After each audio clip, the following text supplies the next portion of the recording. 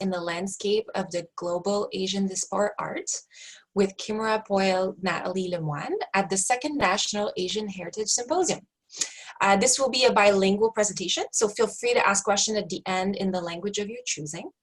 But before we start, we want to acknowledge. Nous sommes nombreux à être des colons, des immigrants ou des descendants de ceux qui ont été amenés de force sur la terre où vous vous trouvez actuellement. Ou bien vous êtes autochtone ou peut-être autochtone d'un autre territoire que celui où vous êtes actuellement. Peu importe qui vous êtes, nous rendons hommage et reconnaissons les gardiens d'origine de la terre où nous sommes. Par respect pour le droit des peuples autochtones, il est de notre responsabilité collective d'interroger de manière critique les histoires coloniales et leurs implications actuelles. The work that we do on behalf of the Festival Accès Asie is from the perspective of honoring, protecting, and sustaining this land and its people who were first on this territory. We strive to go beyond just acknowledging the land and weave in indigenous knowledge, share principles, and invite you to move beyond an acknowledgement and into the doing. My name is Karine Kerr-Gillespie. I will be your moderator for today, and I want to introduce you to Kimura Byol Nathalie Lemoine, who is a conceptual multimedia feminist artist who works on identities and expresses it with calligraphy, paintings, digital images, poems, videos, and collaboration. Her work has been exhibited, screened, published, and supported nationally and internationally. She initiated the first Korean adoptee group exhibition back in 1996 in South Korea. From there, has been meeting many artists from the Korean diaspora, especially, published 6 guidebooks called OK, which is Overseas Korean Artist Yearbook. Their presentation here is an overview of the Asian adoptee artist that is unknown and untold and not included in the Global Asian Diasporic Art. Kimura, est-ce que tu es prête à commencer? Oui, j'avais oublié mes livres. Parfait, allons-y. Tu peux partager ton écran si tu le désires. Ok. Bonjour. Est-ce qu'on me voit là? Oui.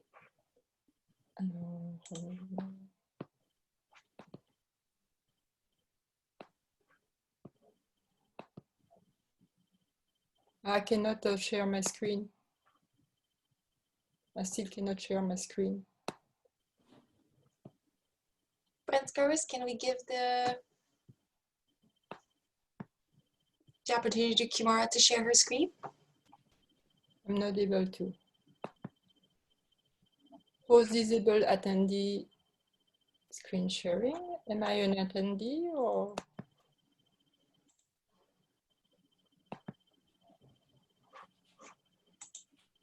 Let me just check in with that. Sorry, everybody, just hang on. We're having some technical difficulties. Sorry.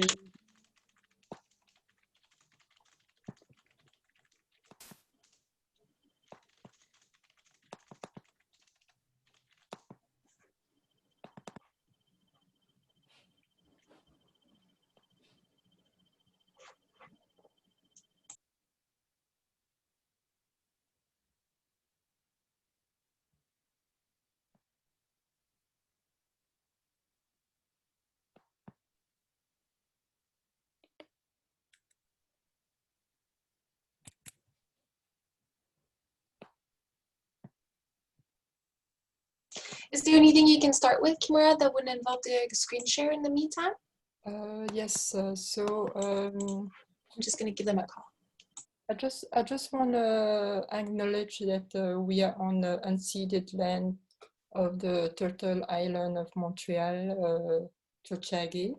As an artist and activist and being a new immigrant, I want to make effort to educate myself about the history of this land and also take action in discussion when there is a slurred or diminishing the history of the Native and First Nation people of this land. So that's what I can do, and giving my time and focusing on learning more about this reality that they live here.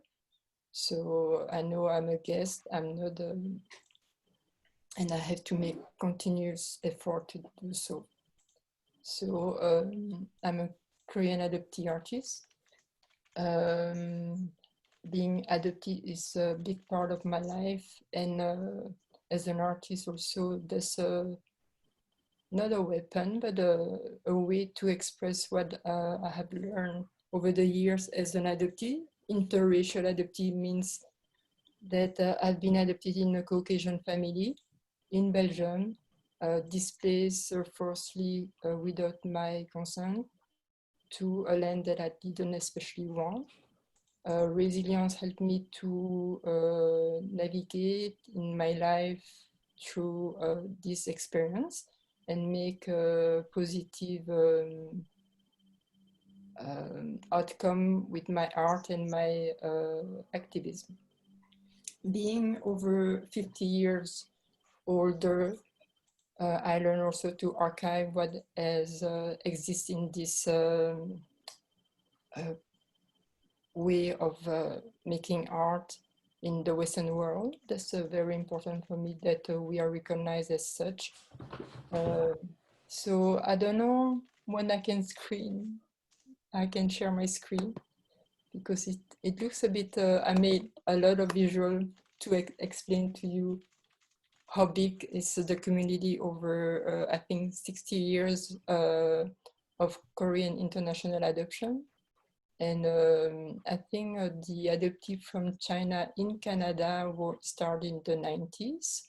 So, and you also have Vietnamese, you have Thai, Taiwanese adoptees, Indian from India.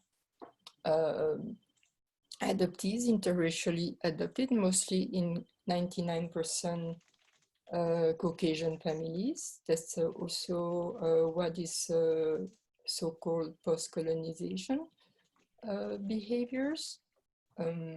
So I don't know when I can show my picture to you, because for me it's very important, because I'm a visual artist. So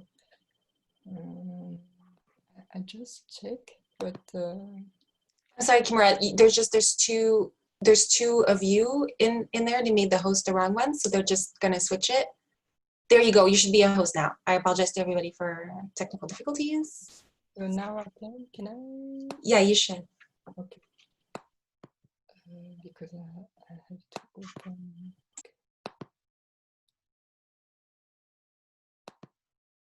This is. Do you see it? Do you see the? Yes, we see it. That's perfect. All right. Beautiful. So, thank you. So my acknowledgement is done. And I want to show you a clip to explain where I came from and what it is. It's a little clip that I did for La Galerie La Centrale that introduced my work and where I came from, so you maybe understand better why I wanted to and stress on that issue. Thank you very much. It's a bilingual. Oh, it doesn't work. You want to put it in full screen, Kimura? Under slideshow? The slideshow? In the orange next to animation, there's a tab that's called slideshow. Or that, yeah, play from current slide. I think that's going to work. Sorry. Play from current slide. Yeah. Okay. There we go. Beautiful. I think my, yeah, okay, my link will work.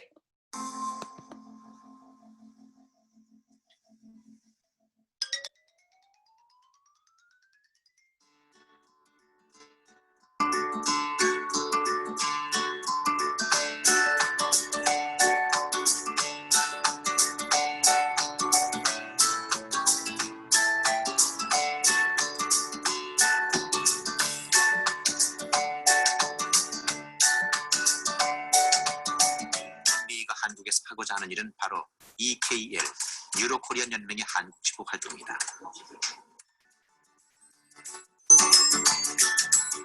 We are all Korean born, and we got different nationality because we were living abroad for different reasons, and we express our feelings and maybe experience through our art. Dans quelques jours, Mi expose et là aussi elle milite. Sous l'intitulé « Je vous souhaite une belle vie », elle aligne des plaques funéraires dédiées aux adoptés qui se sont suicidés, sa façon à elle, plutôt provocante, de remettre en cause l'adoption internationale.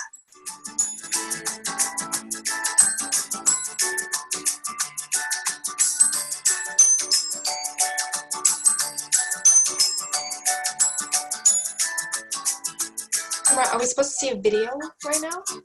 Yeah, you don't see? We just see the slide at the moment, unfortunately. We see what you see because we're sharing your screen. Oh, we don't see that. But it's on my screen. But you have to choose the video as what you are sharing. Okay, so sorry. Okay.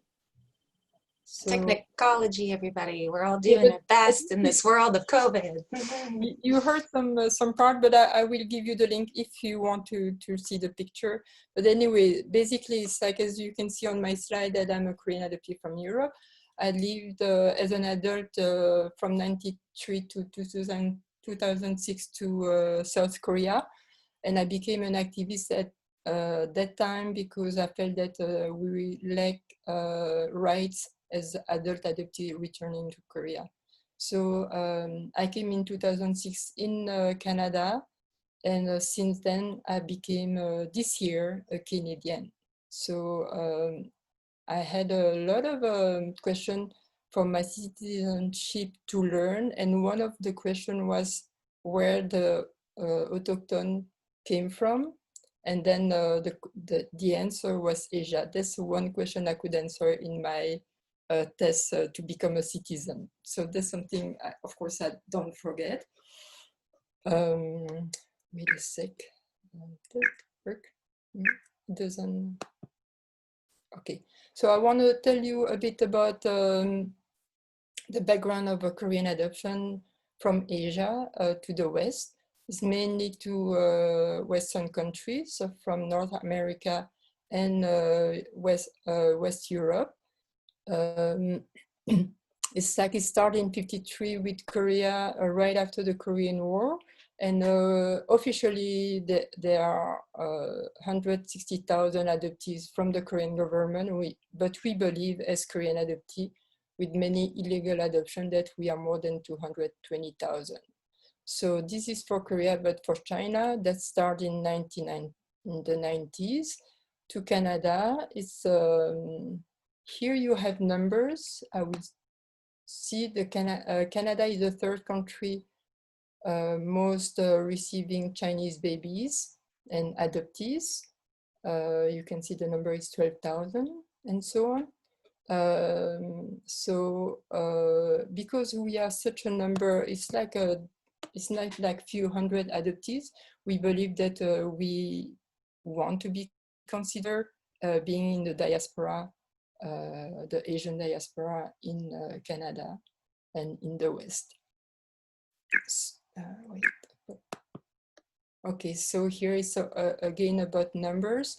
And so I think numbers are important to know where we are integrated in the immigration process. Even many adoptees from Asia don't consider themselves as immigrant because we have Western name and our identity has been erased. So even though I think with the COVID situation, we realized that we were more Asian than we wanted because of the facias. So that's the reality. And talking about adoptees being not considered in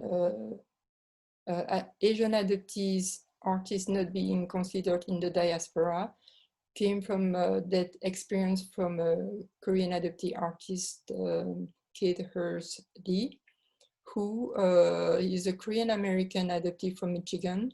And when they had the exhibition called, as you can see here, Korea America, that was held in Art Sonje in South Korea, the curator, Son Jong Kim, didn't accept her because she was not part of the diaspora. She debated that and she never received excuse from that, and she was dismissed from that exhibition. She's a professional artist. She studied at the Chicago Art Institute. She has nothing less than other artists, but because she was adopted, she got discriminated. So from that time, we start to think about why we were not accepted as artists, professional artists, considered in the Asian diaspora art world. So we decide to make a book of our own and a guidebook integrating first generation. 1.5 generation means you were born in Asia and you came before 10 years old to the West with your family most of the time. Then you have the third generation, fourth generation of Asian. And then you also have what we call in Korea umbrella kids, means your parents drop you to the West to study.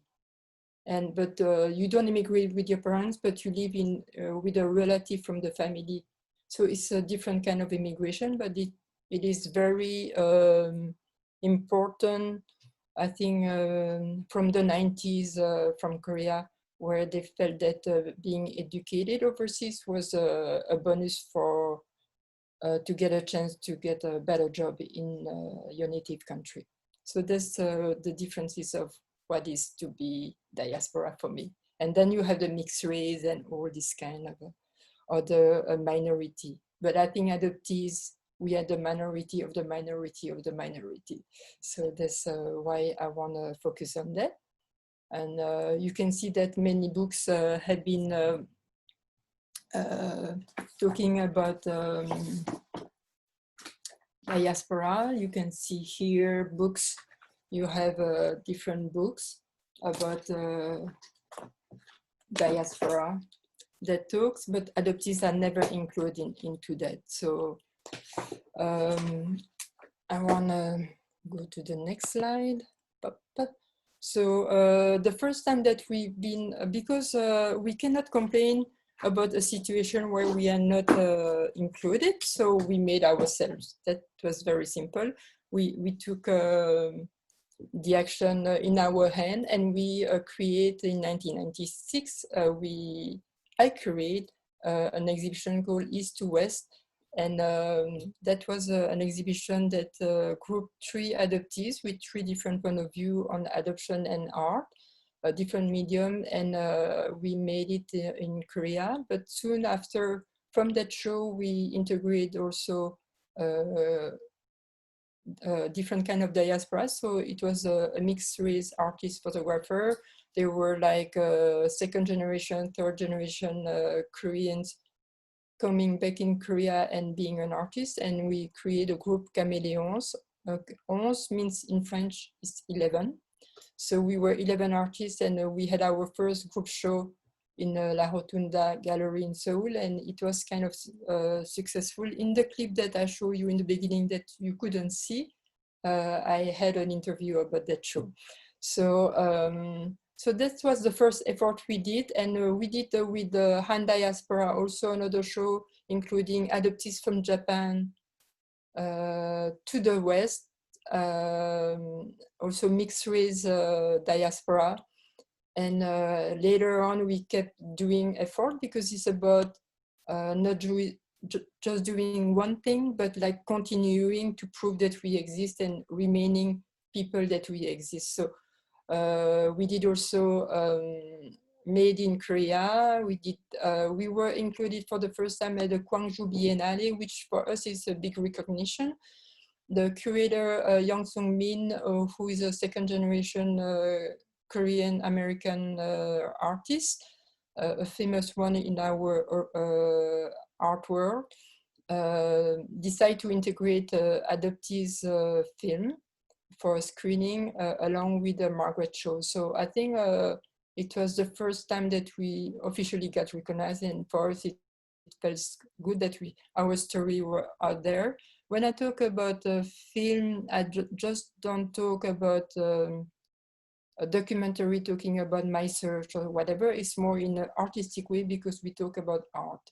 So it's also artists that not just do one thing, but like continuously are working on art and different subjects of identity.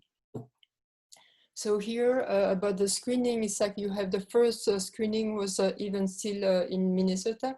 You have to know that in Minnesota you have 10,000 adoptees and you have 10,000 lakes. Also, so every Korean adoptee has a lake, we say that. So that's where they first kind of network and did the real thing, like Mickey Ann was one of the first curator and really helping adoptees to get their work out in the art scene in Minnesota. It's, you have also a big community of Hmong in Minnesota. So adoptees from Korea and Hmong were like the visible minority in a very Caucasian, Nordic descendant European population. So after, in 1999, you had the snapshot a Korean adoptee show that was at the Korean American Museum in Los Angeles. That was also very good for us to be recognized, but also the idea to have an adoptee show and not being integrated in the full diaspora show. It's a big question for us. Of course, we get some show with topics of adoption, but we also want to be recognized as adoptee, and the work that is chosen is because our art and the way that we express a different reality. So here you have a list of, it's Copenhagen also had shows of adoptees made by adoptees. It's also show on adoptees by the Asian diaspora. You have never had a show of Asian adoptees made by Caucasian, never. So it's, at least we have, we feel that our Asian community is a little bit backing us, like helping us to be there, but it's very a long process of debating what kind of image they want to represent of us. So that's the reality we have. So also because I'm an activist in the art world of minorities, I try to push the envelope of being represented, and also initiate exhibition like a topography with the group Intervention Video in Montreal. You have also in New York some exhibitions. So we've been doing stuff over the years, and it's been at least 20 years that we, I think, exist on the art scene, whether you like or not, but it's our reality. So in the visual part, it's like that, but also you have in the writing part, because you have many writers, and I think writers have been more present in that field. You have anthologies, that the anthologies is not always like my story, I talk about my adoption, but it's seen more in the poetry, in the art form, in the creative way that we want to focus on. So you have Seeds from a Silent Tree, that was the first one made by adoptees for adoptees. And then the first one that was, the first one was 1994. You have this book.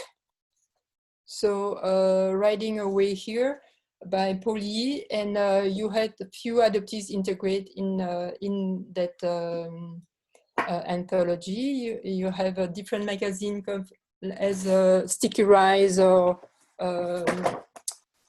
so this is a Monsoon, and then you have Sticky Rise, or like the Journal of Asian American Renaissance, which is based in Minnesota. You have many of those because many adoptees in Minnesota, you have them in those kind of publication, which is important also for us to be recognized. And then the big one that I think is also available in Montreal, this is Outsider Within, but this is not just about Asian adoptees, it's all kind of adoptees, but all interracial adoptees. So I think this is a book that you need to have if you like art and diaspora in different kind of form. Alors, so this is other books. This is the follow-up from what I start to explain to you, different kind of publication and visibility. And then in terms of film, because I'm a filmmaker I'm more a video artist than a filmmaker, I would say. That the very first film that was made about adoptees was mine, in fact, Adoption, back in 1988. I'm not that old, I hope so. And then you have in America, you have the first film was a Great Girl by Kim Sue Taylor. When I click here, that's a very beautiful film.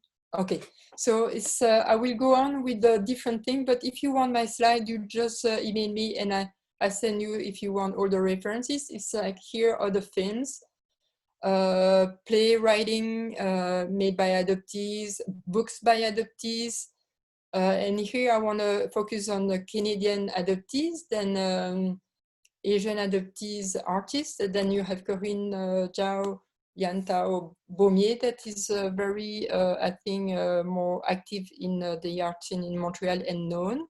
You have Anne-Laurence Higuin, who is a musician and composer and installation. Here you can see her work.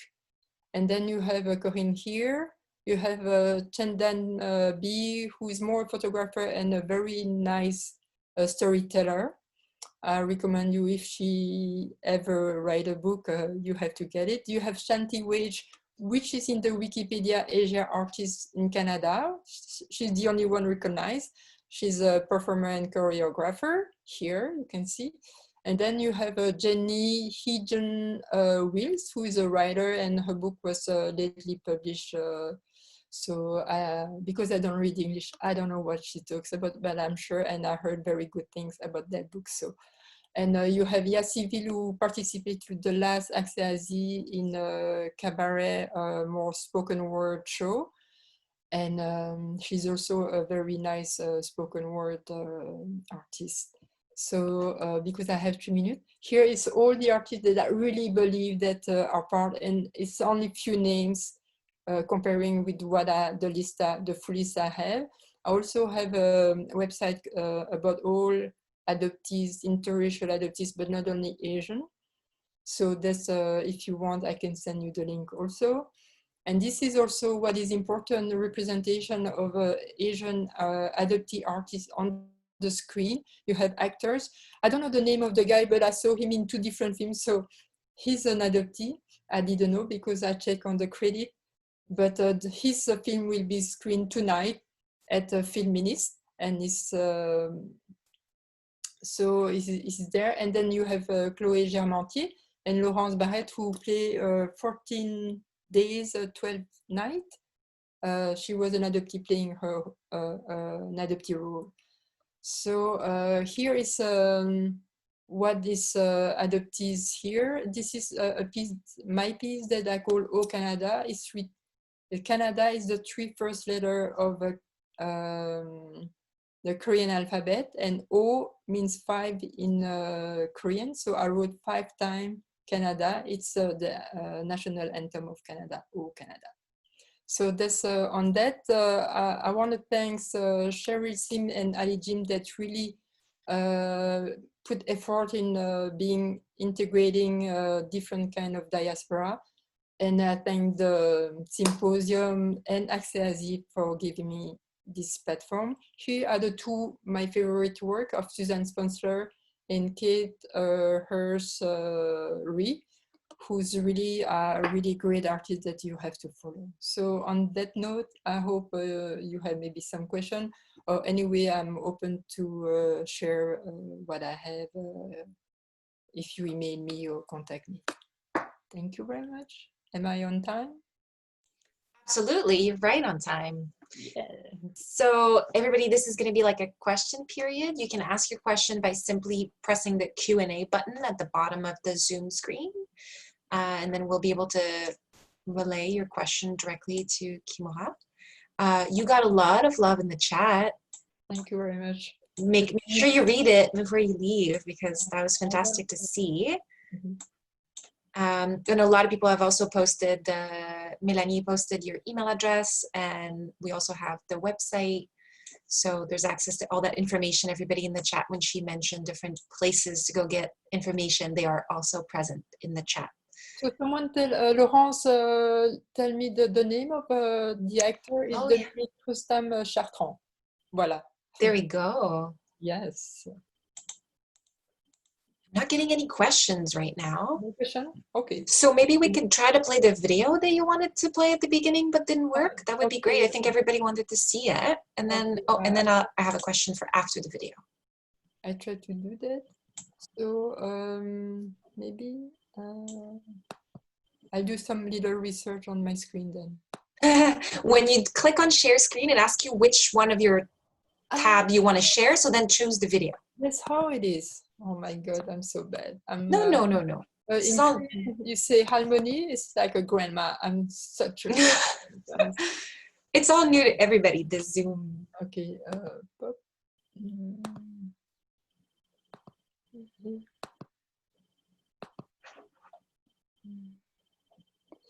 Okay, maybe I'll just go there. While you prepare that, maybe you can answer a question that we just got, which is, what is your future dream project?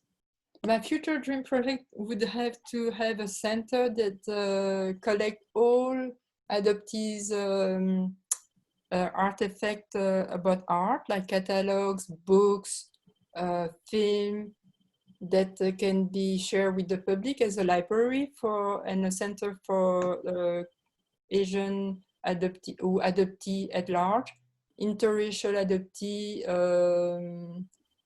museum or art center or cultural center. That's my ultimate dream. Fantastic. We have another question that says, what do you think is, okay. What do you think is the future for adoptee art as some adoptee activists work towards abolishing adoption? Okay, there is two. It's not because you're an adoptee that you're an activist. That's one thing. And some adoptees use their art to do activism. Some they don't. So it's not because you're an adoptee that you will talk about abolishing adoption. For me, I'm one of them in the way that we also have to find solutions within the country, but not promoting adoption as just in the name of love. That's something that I'm very clear on that.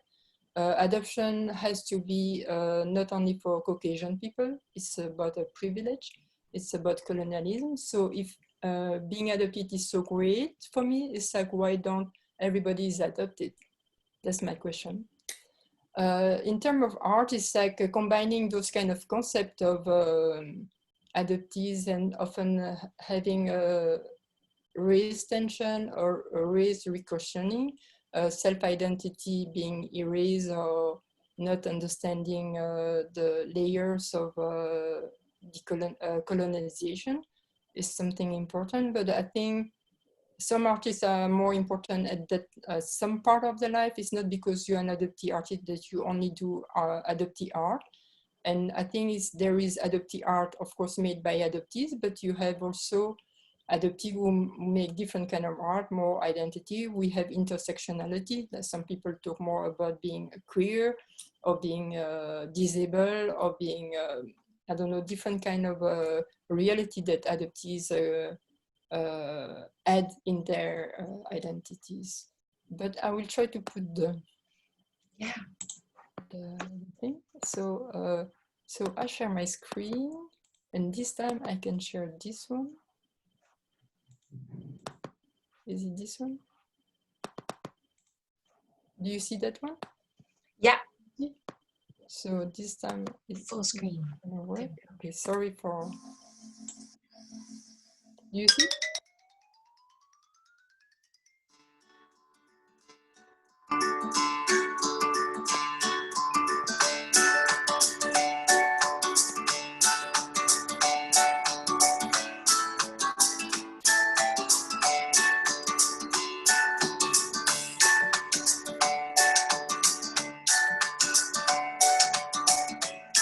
한국에서 하고자 하는 일은 바로 EKL, 유로 코리안 연맹의 한국 지부 활동입니다.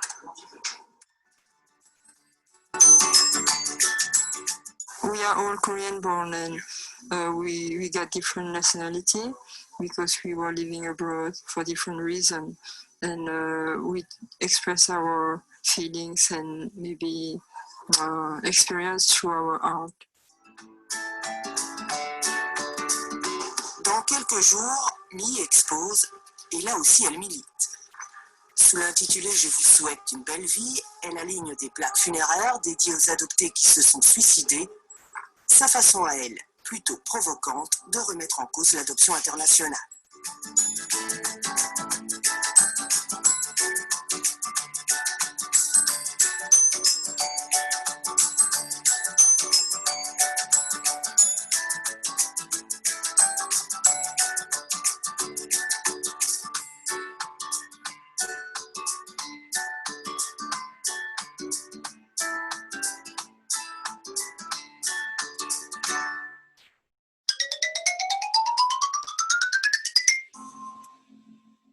Voilà.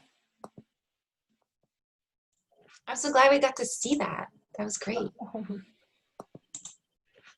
we have any other questions? We still have a few minutes here, Kimura, because at 12:50 we get cut off. No more. Like we get all kicked out. So, oh, a question just came in that says, where can we see your film work? I have a Vimeo account, and if you want, I can share on the page or where I don't know where I can share in the chat. Ah, okay. Can you paste it in the chat too? Vimeo.com, and then you have Kimura Byol. You have many videos because I do many 100-second videos, so different subjects.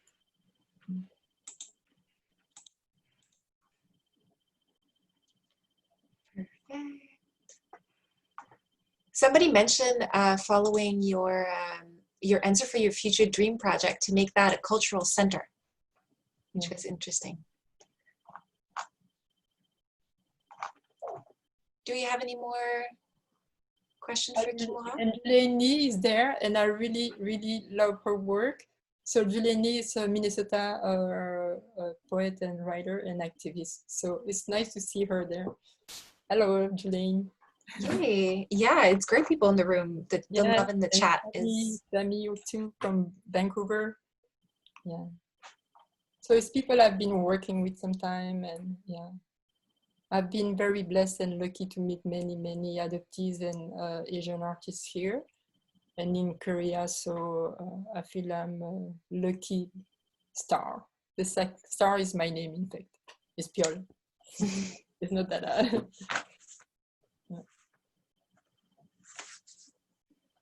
Okay. So I think it's okay. But anyway, you know, my Facebook is Kimura Byol. It's very easy. You can contact me or email me anyway. So I would be happy to answer you or connect you with other people. I'm a lot about networking. Thank you very much, Axelzi.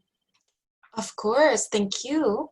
And for your presentation, your participation, it was beautiful.